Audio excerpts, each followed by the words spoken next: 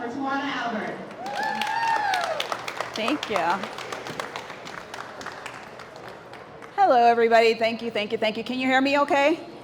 I'm told I'm very soft-spoken, except when I was coaching basketball, then I got kind of fierce. The person you see on the screen, the person you see standing here, by definition, I wasn't supposed to be. I was told no at every given turn. I grew up poor.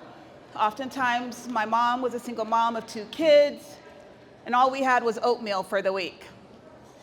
And statistically, you know, we weren't supposed to make it, me and my brother. And then I did another thing. I got pregnant with my daughter when I was 19 years old, my freshman year in college. I was on a basketball scholarship, and I felt like I had just disappointed my whole family because I was the first one to go to college in my family. I come from a family of cotton pickers, and I grew up in Texas most of my childhood. So fast forward, my daughter's born, I'm hustling, doing whatever I gotta do to take care of my kid. And I decided to go to paralegal school, so I got my 2-year degree, my AA degree in paralegal studies in Arizona. And then I got a career opportunity at a healthcare company. And the gentleman at that time is a brother, first black person I ever saw who was in any position of power.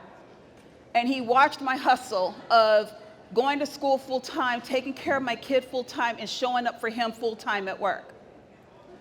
And I share that because I think we underestimate the power that we have to bring someone up with us.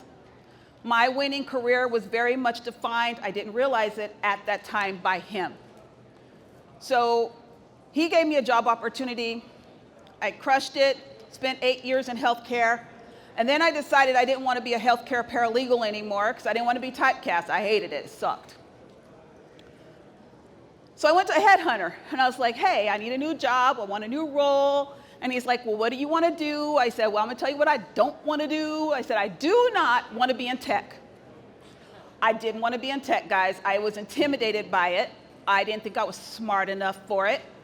All those things, that self-doubt that plays in your head, it played through my head loud and clear.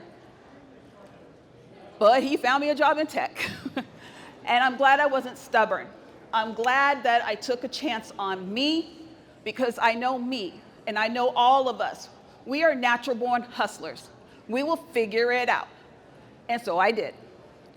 So then from that point, I spent my next, 20 years, by the way, I'm 55 years old, so I spent 20 plus 25 years in startup tech companies or those that are in like significant growth mode. I learned a lot of lessons along the way, but probably some of the biggest ones for me is I'm not intimidated anymore by anything.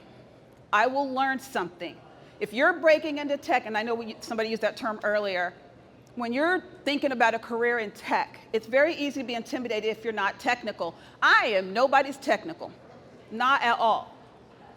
But what I will tell you is I now lead and I'm the head of IT and security, right? So I will start with my title. So I'm the VP of Business Integration and Assurance at GumGum.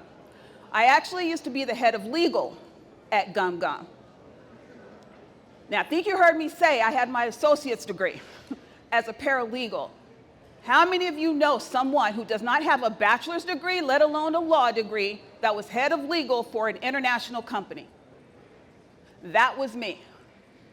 And I did that, you guys, because I listen, I hustle, I'm a sponge. I take it all in. If there was a project to be had, I signed up for it. And I'm still that way to this day. So now what happened was, because I'm not a lawyer, GumGum was going to start doing M&A. And when they decided they wanted to do M&A, I knew they needed a lawyer. And that's not me. So I created my own job description, you guys. Put it together. I was like, we're going to need somebody to lead integration. Somebody that connects with people, who's not afraid to reach across the aisle, because you know when companies are getting acquired, they're scared they're going to lose their jobs. I'm that person. I will reach across. I'm much an empath. So the last thing I'm going to do is make them feel stupid or make them feel like their job is at risk. I don't control it, but I'm not going to let them feel that energy coming from me.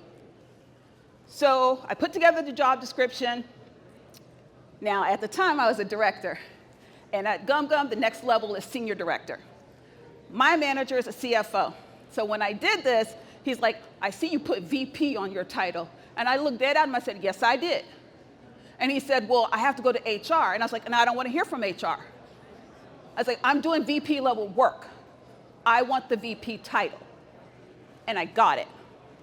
Now, a lot of times it's intimidating to do that, and I'm not saying you have to have the attitude that I did, because I did have some tude when I said it. But that was because I knew the company's history, and I knew that they did it for all the light-skinned white folk. They made those exceptions time and again. I read the room, I pay attention. I don't comment on everything, but I saw other people that got promoted that leapfrogged from director to VP, or from VP, they skipped senior VP to officer.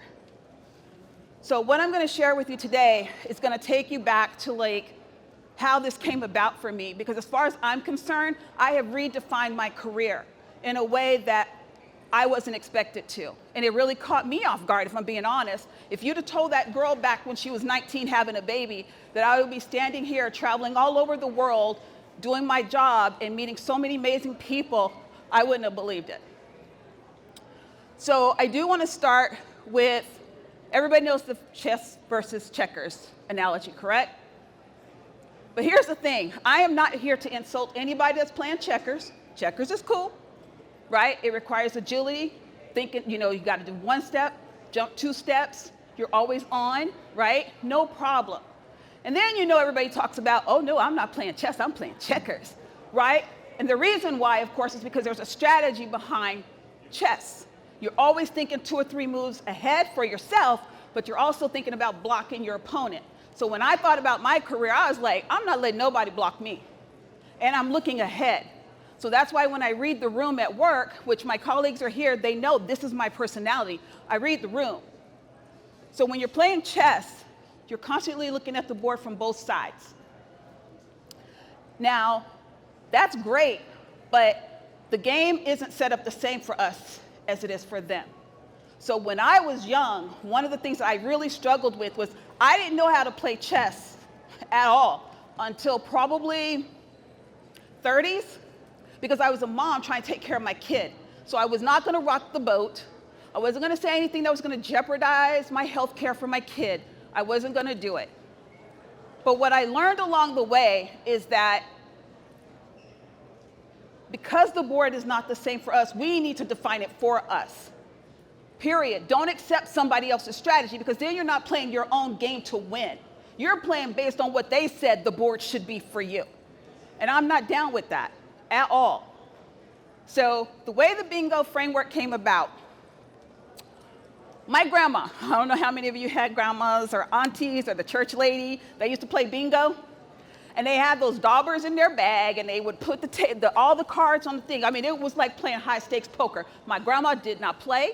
If the bingo card or caller was slow, she was side-eyeing, she was mad. My grandma had it down. But my grandma was everything to me. And when I thought about the bingo framework, where it landed for me was that bingo, as simple as it is, it does teach you one thing. You see a win, you know it when you see it, but if you don't call it, you don't get it, right? So that's kind of what inspired me to do this bingo framework.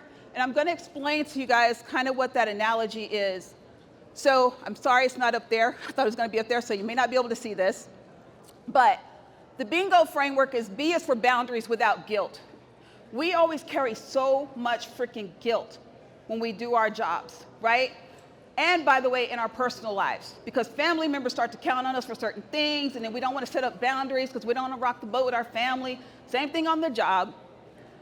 Identity without apology. You are who you are. You need to show up as you are, and you never need to apologize for that.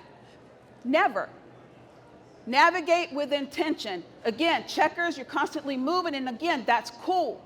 But you got to know where you're going. What is your intention when you're navigating? Grace for the grind. And I think, frankly, black women, look, I'm going to keep it real. We do not give ourselves grace. We're so quick to give grace to everybody else. We shortchange ourselves, and that has got to stop. Especially right now in this country when 300,000 women just got let go this year from their jobs, not acceptable, not okay. So we need to extend that grace to ourselves, and I will talk about that a little bit more in a minute. And then at the end of the day, for every single person in the room, you've got to own your own outcome. Don't go looking to somebody else to blame for this or blame for that. Own your own doggone outcome. I almost cussed, but I didn't. Own your outcome, okay? Because it's so rewarding when you do. Clicker's a little off. Okay, so a little bit more about this. You can read, but essentially the framework examples for this, right, are going to be that you stop explaining your no. You don't owe anybody. Everybody knows this. A no is a firm sentence, and you need to sit with that. Whether, again, it's at work or with your own family. The other thing is you don't, and my girl right here, Anita's on our team at my company, and I've never known anyone who will decline a meeting at the drop of a hat. She has straight up said, if it does not have me on there, if I'm not involved, don't set time with me. I don't need to be there, and she's hard fast with it. I think she even tells her own son, Oliver, no meetings. But you've got to learn to start managing your own time for yourself. And be comfortable with that. Stop overcommitting, even with family, and turn notifications off. Now, these are all examples. You'll see how it flows in a little bit when I show you a full bingo card. But I just want to kind of give you that. And the call to action, of course, with this is going to be to say no with your chest. Don't whisper it. Say it and mean it. For the I, you can wear your hair the way you want or somebody else's. Don't matter, you paid for it, it's yours. Wear it the way you want, show up the way you want. You don't need to shrink your voice to make others feel comfortable. And I think for me, this was a big one in my career. I always felt like I had to be quiet. I had a thought, I had an idea, and everybody in the room ignored me. But I let them. Again, remember, I wasn't gonna rock the boat because I was raising my kid. But guess what I don't do no more? I don't. I'm very loud now. They can attest. I know this sounds really simple, but when people don't get your name right, and with my name, they never get it right? Start correcting them. You deserve to be seen for who you are, and you don't need to just accept that they don't want to take the time to say your name right. I don't care if you have to ask me 20 times how to say my name. We're going to say it until you get it right, and that's okay. And I think for me, the code switching is huge. Code switching it's tough, guys, because there's some element of that. I don't care where you are in your career, there's some element of that that's happening. It may not seem overt, but it does happen. And sometimes when you're code switching, folks will try to make it seem like you're being fake or you're doing the imposter syndrome thing too. But I'm here to say, when you're looking for your job, you're being promoted or whatever, if they make you feel like you have to code switch, you might want to look at that and see if that's the company you want to be at, or you might want to correct the behavior and just show up your way anyway. That one was really tough for me. So when I had my daughter, because I went to 11 different schools before I graduated high school. And a lot of times I went to school where I was the only black child in the entire school, not the class. I was the only chocolate drop in an entire school. And yes, I got called everything. I was told, you'd be so pretty if you were lighter. I heard all that crap. So then I started to shrink, and I started to change my behavior because I wanted to be liked. And so that was one of the things that I taught my daughter. My daughter wears her fro, she is chocolate, and she is strong. She does not code switch for anybody. And if anything, I want everybody to understand, you do not need to code switch to fit in. You are you, show up as you, because your perspective, by the way, is probably what needs to be in the room. Because if you start acting like everybody else that's in the room that doesn't look like you, chances are the company's not going to benefit as much as if you brought your authentic, individual, unique perspective. Navigate with intention. You need to have a clear mission statement. You guys know, I don't know if anybody was here for the AI Summit. One of the things that I've given feedback on is I love that they had an AI Summit. It was amazing. I also thought there was a miss. Everybody's talking about a company's AI brand strategy, right? But how many of you have taken the time to think about your own AI strategy? How does that show up for you? That's something I would like for you guys to start thinking about, and I'm hoping like in future sessions that they will talk about that, but I think that that's really important. So have your own mission statement because that's your North Star. Companies have theirs, you gotta have yours because where else are you navigating to?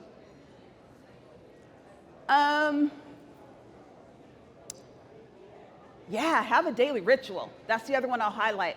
My daily ritual, I'm rooted in God. I start my day with that. I don't care what else is happening that morning. It's me and God and some coffee. And it anchors me. And it helps me to get my chest out to start my day because I am covered, I am protected. Now, not everybody recognizes God. Not here to try to convince you, but I'm gonna tell you right now, it works for me. It has always worked for me. And I end my day the same way, with a heart full of gratitude and thankfulness and appreciation for everything that I have, all the strides that I've been able to make in my career. That wasn't me, that was grace of God. And I don't forget that. Grace for the grind. So, yeah. Taking a real break without guilt is really hard to do, especially when you're young and you're really trying to build your career, you're trying to prove yourself, and you're just putting in all the hours. I kid you not, guys, I was horrible at this. I would be the first one in the office, 6 a.m., I would turn off the alarm, and guess what? At night, I was the last one to leave, and I set the alarm when I left. At first, I thought that was a good thing until I started burning out, until I started missing time with my family, missing the holidays. What did that get me? Right? I was burning out. Now, I will say, technically, it helped me to get where I'm at in some respects, but if I could go back and tell myself something, I would take more pause for time out because I'm really not good at that still. I'm working on it. I'm actually going on vacation for 2 weeks, no laptop, coming up here in a couple of weeks, so I'm really proud. You're gonna see I'm gonna have later on where you can pull up the card and create your own. But examples of this, right, is I turned down an opportunity that didn't value me. We're always so quick to take a job, but sometimes you need to say no. Or sometimes that assignment that somebody wants you to come help out with because you're always bailing everybody out and stepping in, sometimes you have to actually say no and value your time. Take a vacation, leave your laptop. I immediately, clearly corrected someone who crossed my line. If somebody crosses your boundary, that's on you if you allow them to keep doing that. We teach people how to treat us. And if you keep moving that line and you keep moving that line, they're gonna let you keep moving that line. Hold the line. You remove yourself from somebody else's emergency. I mean, come on, how many of us in this room, somebody's emergency became your emergency all of a sudden? Happens all the time. But if you, again, don't hold that line with your boundary, they're gonna keep doing it. And they're gonna keep doing it because you said it was okay, because you kept taking it on. And please stop over-explaining your no. When you say no, just let that be what it is. You don't owe anyone an explanation. Now, you may choose to give it, but I'm here to say, stop explaining it. Stop over-explaining it. Once you say it, it's done. Next slide, thank you. Identity. Speak in your authentic voice, even when it feels risky. It's really hard to do, but it's very important. Bring your whole cultural self into the room. I was telling my colleagues, one of the things I love about this, I have seen every shade of us, every hairstyle of us, every size of us, every age of us, and it makes my heart so full. This is how we need to show up. They're trying to remove us from the rooms. And we have to show up. We have to take a stand. And so please, please, please show up as your full self. Wear what makes you powerful. Wear it. I see a lot of times we conform to wear whatever everybody else thinks we should wear in the workplace. I'm seeing less of that, which again makes me very happy. And I saw some beautiful outfits last night where I was like, whew, yes. It was powerful to see us show up as ourselves. This one I did with you guys. I shared my story even though I used to feel ashamed of it. I used to feel very, very, very ashamed, you guys, especially because I didn't have a degree. Everybody else in the room was so smart. Everybody else all my degreed people here, I love you. I have so much respect for you. here for it. It wasn't my path. And so what I used to think would happen is that people would look down on me because of it. And I used to feel a lot of shame because, again, I got pregnant with my kid. My family was counting on me to go to college and be that one.